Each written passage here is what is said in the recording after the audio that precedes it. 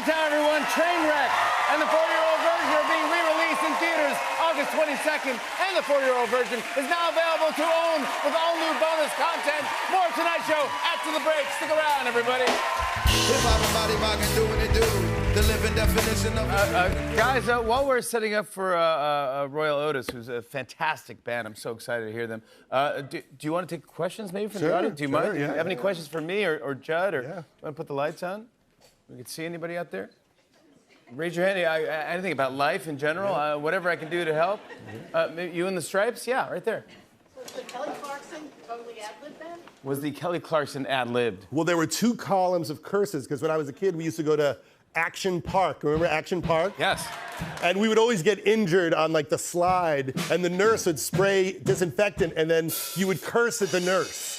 And so we had one list of curses and then one list of cleans. And Seth Rogen made a list of clean, funny-sounding words, and he wrote Kelly Clarkson.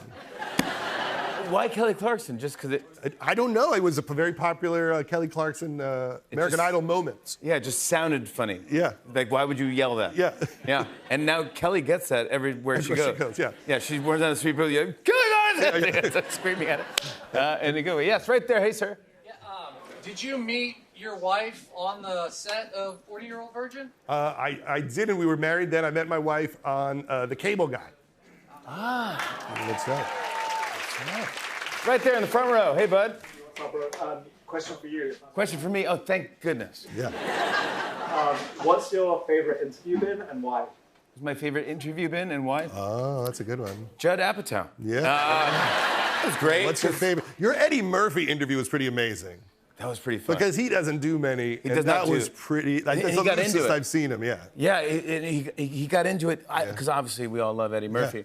And then I think I did something. I started talking about music or something, and then he just like got excited about it. He's like, no, I went to go see blah blah blah, and then he became so animated and so into it. Yeah. And I always love when that happens when someone like you have no idea what's going to be like, hit their brain and have them go, oh wait, I have a great story. I did. He talked about James Brown. Yeah. Told him to bury his money in the backyard. Yeah. It's really funny. James Brown told Eddie Murphy to bury his money because the government would take it, so go bury it in the backyard. That's basically what Bitcoin is. Kind of it. Hello, you in the Stripes. Hello. I mean, this could really be for either of you, but what's the most, like, random thing you've experienced on your set? What's the most Shocking and surprising thing. shocking thing that's ever happened on set? Yeah. What's the most random or shocking thing that ever happened on set? Oh, bad things have happened on sets. Stunts gone wrong. Oh, yeah. Yeah. Also, the bigger your movies get, are they more expensive? And you're like, guys, or you're losing. Yeah. The scariest thing was in The Cable Guy, there was a guy who was going to jump 100 feet off a radio tower into one of those airbags. And then, like, you never really think about it when you write it. And then suddenly there's just a guy standing on the edge, and you're like, if he misses this bag, this is really bad right now. Yeah, they don't want that story at all. And then he did make the bag, and then I'm like, I'm never writing a stunt ever again. So that's why in all my movies, everyone's just sitting down in restaurants.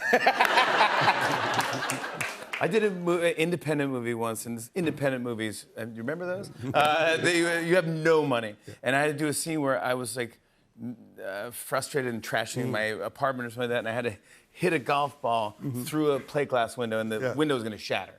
So they had wires all over the windows, and they would press the button, and the windows were going to smash. He goes, Jimmy, we have one take on this. I go, no problem. I totally got you. So I do this whole thing, and my acting is whatever. And so I'm just going like, I'm screaming or whatever like that. And I go and I grab the golf club, and the window shatters.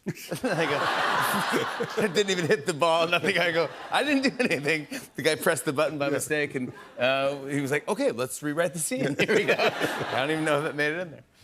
All the way in the corner, hello. Hey, how are you? So, since you're a collector, Judd, what's some of your favorite props that you've taken from some of your movies? My favorite props that I stole from a movie?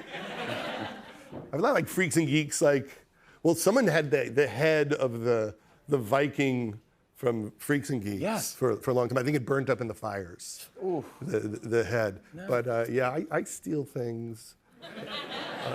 Do you remember anything?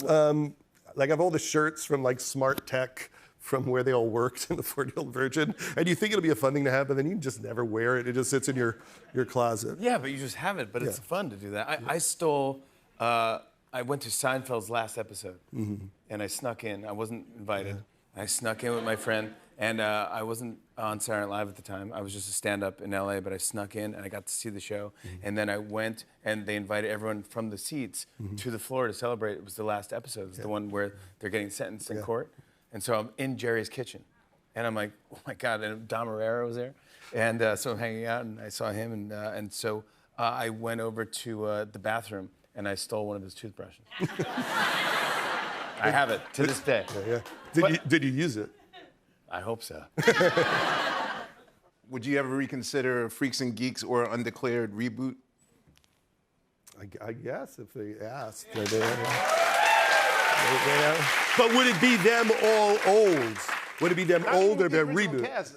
You know, it was ahead of its time. So now I think We could do one that takes place in the year 2010, Yeah.